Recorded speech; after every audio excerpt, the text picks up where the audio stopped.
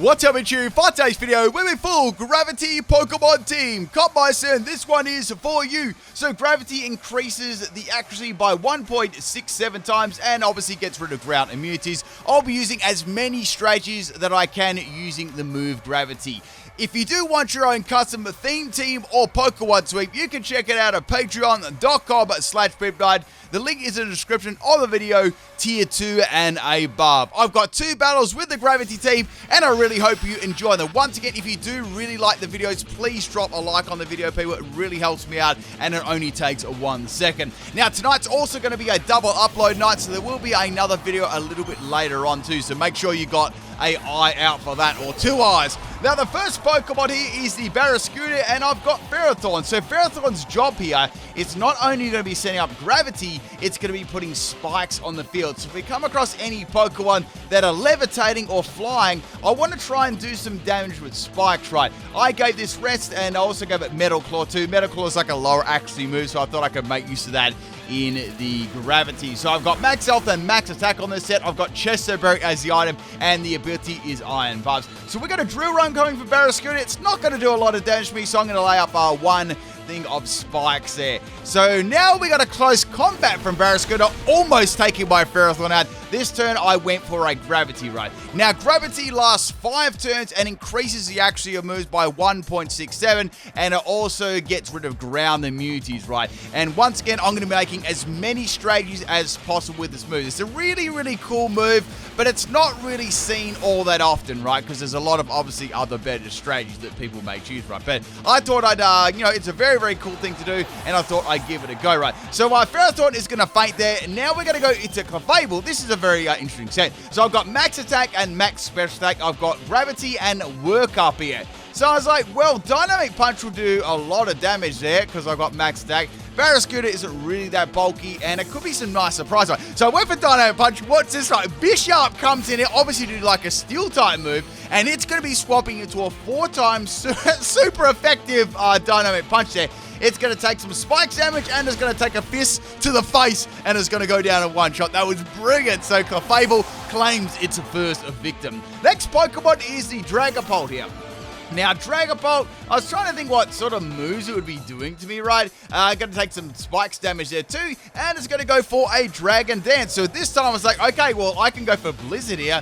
Blizzard's not the most accurate move in the world, but with Gravity up, it's going to be very, very accurate. So go for Blizzard on the Dragapult. It's dropped it in 1 shot, so I took out 2 Pokemon with the mixed Clefable there. That worked so well. I guess they didn't really expect me to have Dynamic Punch, and they thought, well, I'm running some crazy set, and swapped in the Dragapult there as a Ghost type. Next Pokemon is the Naganadel. It's going to get hit by the spikes there, which was quite important. So just remember, Naganadel got hit by the spikes. Now, we got a Dynamax Naganadel here, and like this is very scary. Like this was a no-joke team, right? Now, I know that a Poison-type move is most definitely coming my way here. I went for Blizzard here because that was, obviously the, strongest move I could go for, and I felt like it would do some pretty good damage there, right? Now, we got a Maxuz on the Naganadel here, and Clefable is going to get annihilated in 1 shot. This is very, very bad because it's going to get a special attack rise there from the Maxuz. And it's also going to have Beast Boost too, which is going to, it's going to boost its speed, which I guess that's probably better than getting another special attack boost, right? Gravity is also going to wear off, so just remember that. Now, we've got the Orbeetle coming in here. Obviously, I've got to use G-Max Orbeetle. It's all based around, Gravity with its G-Max move here. I've got Future Sight, Supersonic Recover, and Bug Buzz. Now, I've got the G-Max one. We've got G-Max Gravitas, and that's going to put Gravity on the field for 5 turns, right? This was really, really interesting. So the only way to get around this was to tank the move, whatever was going to be, another Maxuz or a Dragon-type move, and try and take Naganadel out with my G-Max move here, right? Now, the EVs on this one were as follows. I've run this one as a bulky set this time around, Max Health and Max Special Attack with Modest Nature. Throat Spray as the item for the Supersonic. So here comes the Max Wormwind. I'm assuming it's probably coming off something like Dragon Pulse or Draco Meter. Does about a clean half of my health there, and it's going to drop my attack, which doesn't matter. I'm running a special set. So go for the G-Max Gravitas here. Almost takes out. It was so close, right? Now, the Gravity is going to come into effect here. Watch this, right? Now, the Naganera had an air balloon and it popped right, so that was really, really interesting that I got rid of that and was forced down by the gravity there. So the next move here is going to be, I guess it's just a Dragon Pulse or a Draco Meter. Doesn't take me out, and now I'm going to finish off with a Disrespect Max Flutterby coming from the Bug Buzz. The ability on Orbeetle 2 was Swarm, so... Wait, no, it's a Frisk. I'm sorry about that. It was Frisk. And that is going to take out the Naganadel. So I'm used a lot of Orbeetles lately. I'm getting Frisk and Swarm actually mixed up. Now, the next Pokemon to come out is going to be Pelipper, right? Now, Pelipper, I'd say it's just going to be a Hurricane set, right? It's got the Drizzle ability, and it also got hit by the spikes there, being a Flying type, which is really, really cool, right? So that got rid of its Flying type and grounded it. So that was excellent. I was able to get that happening with the Ferrothorn there.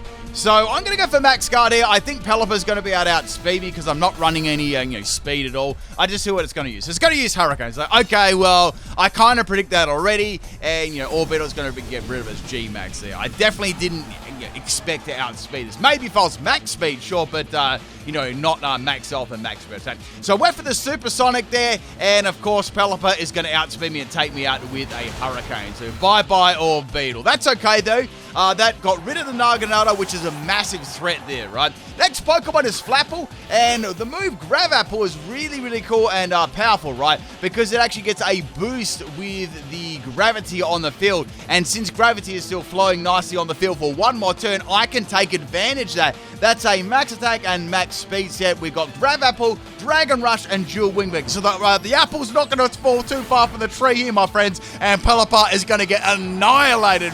That was crazy, crazy damage there. I had hustled as well on top of that. I was actually like low-key scared I'd miss. So next Pokemon is Barraskewda. It's like, well, I can go for another Grav Apple here. This will easily take it out. A little bit of spikes damage on Barraskewda as well. Now, I know this is a Swift Swim set properly. They mostly always are. And I was wondering if I could live a close combat, and then it went for an Ice Fang. Like, okay, well, that's the end for Flapple, but at least I got that big Grav Apple KO on the Pelipper. There, right.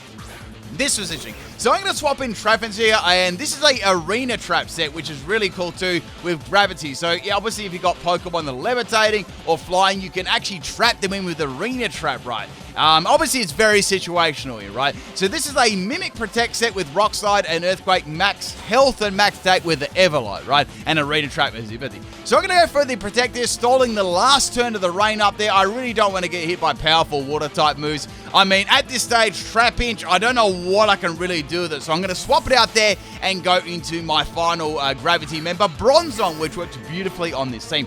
This is a really cool set. So we got Gravity, Hypnosis, Psychic Terrain, and Expanding Force. So we got a Ice Fang on the incoming Bronzong there, and it's going to do very minimal damage. What you want to do, right, is you want to go for Gravity, right? Once Gravity's up, you can go for Psychic Terrain. Since you won't be levitating anymore, you will benefit from the Psychic Terrain on the field, and then you'll be able to go for an Expanding Force, which is super Galaxy Brain, right?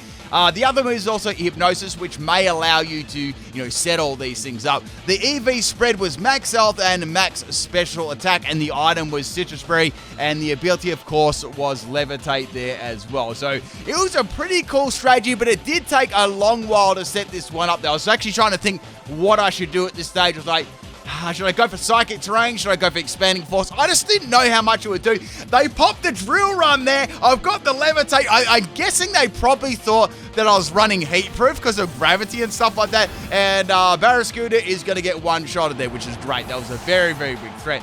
So there's one more Pokemon left, and that is Rotom Armor. I was like, uh-oh, this is bad. However, I thought here, maybe I should go for the Gravity, right? Because we've actually both got the Levitate ability. So they're going to set up a nasty plot, which is going to be very scary. And now Gravity's into effect, right? So I've lost my Levitate, and so has the Rotom, right? So here comes a Overheat from the Rotom, and Bronzong's going to get annihilated. Obviously, there's nothing much I could have done there. Very, very powerful Pokemon, right? And these Rotom forms getting nasty plots is crazy, right? So all I've got left now is the Trapinch. However, with Trapinch now, normally with Levitate, I'd be completely walled. I've got the ability to hit the Rotom with Earthquake here, and it's going to be 4 times super effective because obviously due to its typing, right? So here comes the Overheat. As you know, this is going to hit very, very hard, and Trapinch hangs on 26 health there and is going to be able to get an Earthquake off on the Rotom, and it is going to take it out in one shot. Man, what a finish there with Trapinch. I really hope you enjoyed the first battle with the Gravity Pokemon team. I got to try so many different strategies, which is really, really cool, and kind of what I wanted to do as well. Let's get on to Battle 2. Thank you, Sam the Surfer, whoever you were on the Ycom. If you do ever see this video, please leave a comment below. Also like to know if I battle someone on Ycom. Second battle, this against Copmeister, and we're on the water field today, so we're in a couple of different fields. Now, this is interesting. So we got the Marill lead here, and I've got Clefable as the lead.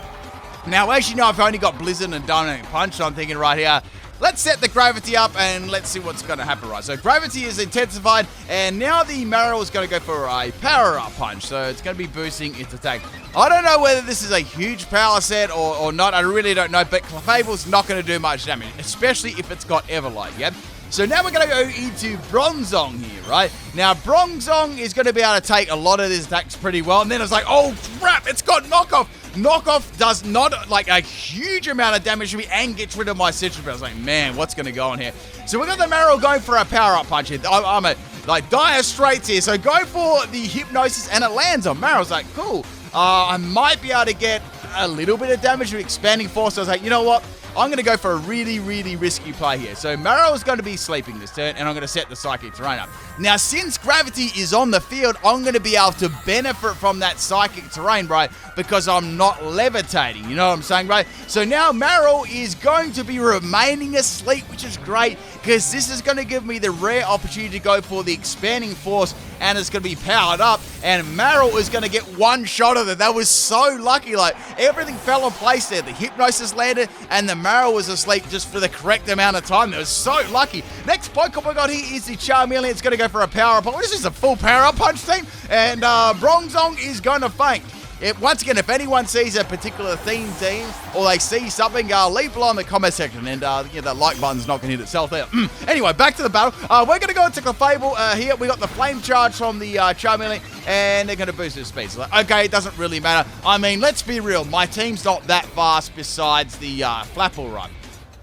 Now, we got another Power-Up Punch here coming from the Charmeleon. This is going to be boosting its attack a lot. I do have Magic Guard as the ability here, so it's not like I'm running unaware. So we're going to go for the Dynamic Punch here, right? The item on Clefable, it was a Bright Powder. That was the item, right? It was a Troll item. So we got the Confusion on the Charmeleon, which is very, very good. And now Charmeleon is going to rest. I'm like, dang, that really, really sucks. So it's going to heal all the damage off that I did. Not that it was like lots and lots of damage anyway. So I'm thinking right here, maybe I should try and set up some workups to try and, boost the power of Dynamic Punch. Blizzard's going to do monkeys, so I have to rely on Dynamic Punch, right? So I'm going to need to do any sort of damage, I'm going to need, at least 2 or 3, right? So the Charmeleon's going to go for a Sleep Talk here, hoping for a classic Sleep Talk, a PIMPNITE Rest here, and it's going to go for another Power-Up Punch. So this is bad, because if I get hit by a Flame Charge, it is going to do a lot of damage to me, right? Now we're going to go for a second workup here. I played it a little bit risky, as I thought, I've got nothing to lose here. I may as well boost my stats and see if I can get lucky with a Dynamic Punch again, right? So Charmeleon's going to be Fast Sleep. This is the last turn it's going to be Sleep for, and now it's going to go for its Sleep Talk, hoping it doesn't get Flame Charge, and it's going to get Rest. It's like, great, this is awesome, right? Now we're going to go for Dynamic Punch. It's going to land, which is great, and Charmeleon takes a big chunk of damage. That is a clean 2-hit KO, which is great. So Gravity is going to return to normal there, which is unfortunate. Now I'm not going to get the boost for Dynamic Punch and accuracy. Flame Charge misses due to the Bright Powder, and now it actually allows me to set up Gravity. The only troll thing about Bright Powder and Gravity, I did that on purpose, right? So I could set things up outside of Gravity, and of course when Gravity was affected, that would sort of negate the item. But I thought it was a really funny combination of Gravity and Bright Powder. You'd probably never ever want to use that, right? Charmeleon's going to hit itself in Confusion, and I'm going to finish off with another Dynamic Punch. Wow, that was crazy. Like, when you look at the Marill and Bronzong matchup there, you never thought the Bronzong would have won that matchup. And honestly, I never thought the Clefable would win that matchup, but obviously they came out on top just due to straight luck. Watch this. So Lucario comes in, and I outsped it. Like, huh? How did I outspeed Lucario? This is sus, right? Now Lucario's got to focus, actually, like, wait. Is this a counter? Is this counter Lucario? And guess what? We got the confusion going here, right? And it hits itself for confusion. And after we had this battle, I asked, is it a counter Lucario? And it was a counter Lucario. I know, I'm so lucky. Next Pokemon is a Naganado, not another one. And it's going to be a physical set this time, so it's not pure scum like the first one, right? So the only thing I was worried about here was a big crit from Sky Attack. It does have a chance of critting and Clefable, I feel, might be able to live maybe one if it's not a crit there, right? So here it comes, and Clefable is going to live, which is very, very lucky. Now I'm going to get another Blizzard off, or my first Blizzard, and that sinks in a one shot. This Clefable is popping off. Like, both battles was really, really good.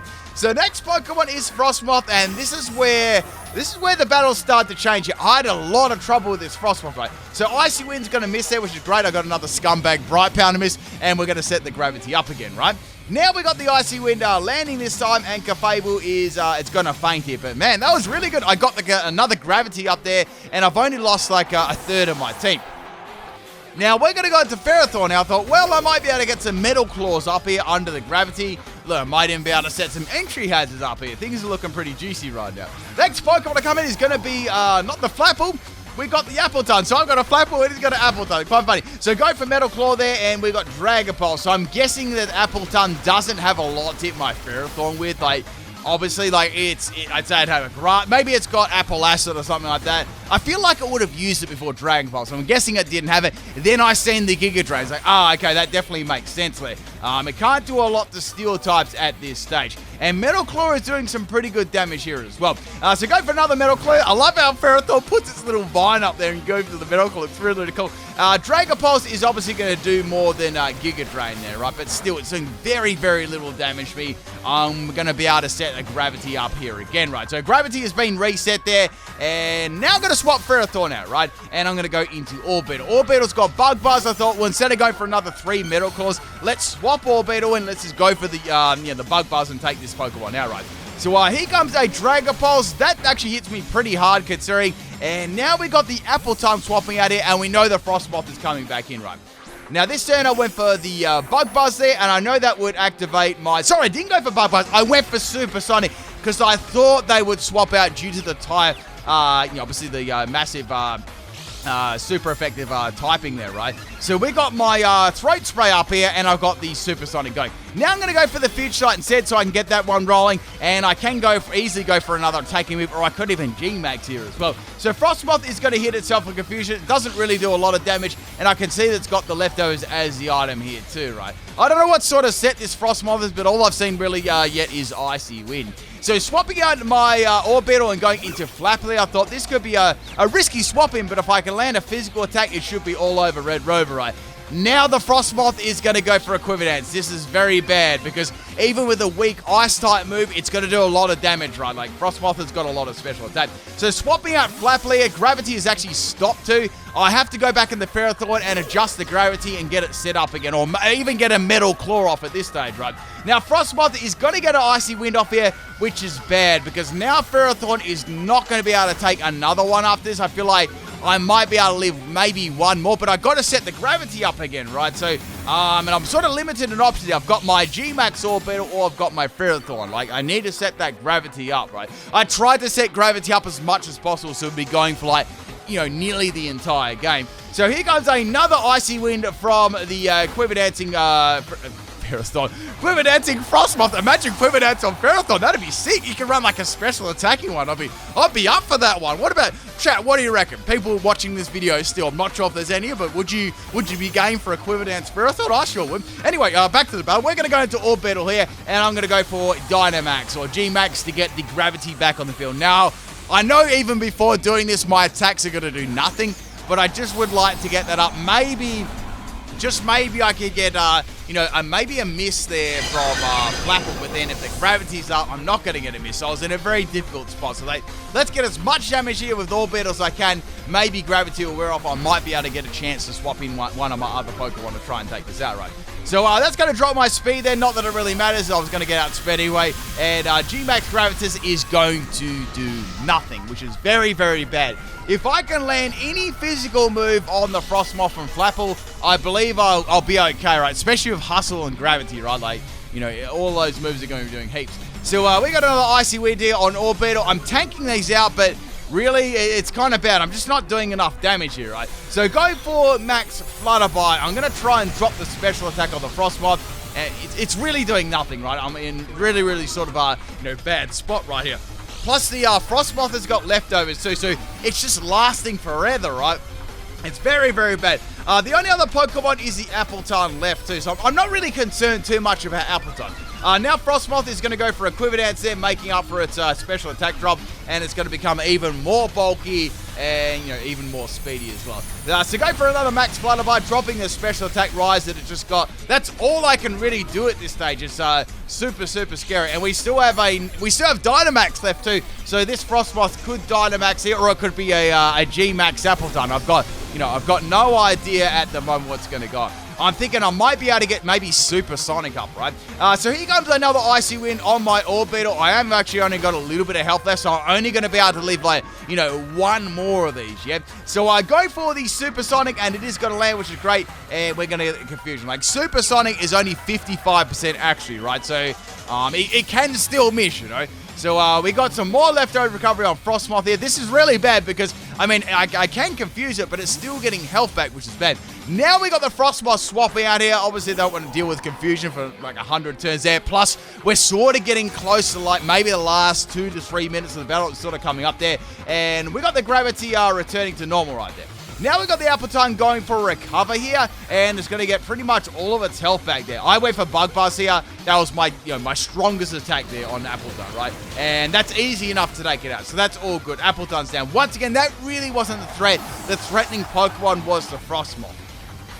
Now, Frostmoth is going to be able to come in here, and it's actually going to be able to attack me right away. However, they're going to go for a Quiver Dance. Like, it's a free setup here, I guess, so, why wouldn't you go for a Quiver Dance here, right? So now Orbeetle, I was thinking, let's go for Supersonic again, and miss, which is very unfortunate. Now we're going to get some Future Sight attack, and it does nothing. So, yeah, it's completely tanking me out at the moment. Obviously, my opponent's ability has Ice Scales as well. So that's not, like, Quiver Dance and Ice Scales makes it extremely bulky. Now we're going to go to a Trapinch. I'm thinking, well, I'd love to swap in Trapinch, but it's hard. I'd love to land a Rock Slide of this, but I don't think it's going to happen. And now we have the Dynamax Frostmoth. Like, well, at this stage, I think Frostmoth could probably take me out with a Powder Snow, even with max health and, Everlight. I was very, it was quite useless, the Trapinch and the Flapple. They were both very weak to ice. Like, my main physical attackers here, like, I didn't really consider Ferrothorn as a main physical attacker. Like, most of the time it was setting up spikes, and if it got a chance to go for a Metal Claw here and there, right? So, bye-bye Trapinch. We're down to the last 45 seconds of this battle. I've got Flapple, and I've got my Orbeetle left, and this has a +1 in speed. So I've got no idea whether I'm going to be able to outspeed it with Flapple, but with a +1 in speed, I'm very doubt. Unless it was like a super bulky set, but once again, I very much doubt. I had like a jolly Flapple there. So what I did a swap into Orbeetle here, because Orbeetle only has a bit of health left. We're down to the last 5 seconds of this battle. I gotta say right here, I feel like Frostmoth would have won anyway. It would have outsped me and taken my Flapple out regardless. But, mate, if I outsped, I might have had a chance with Hustle, but I'm not really sure. I'd say it would have won anyway. But regardless, thank you for the battle, Cop Meister, and I really hope you people enjoyed the Gravity Pokemon team. It was great using all the different strategies based around Gravity. And who knows, maybe we'll get some more Gravity-based moves in the future. If you enjoyed it, drop a like, people, and I'll catch you next time. Peace out.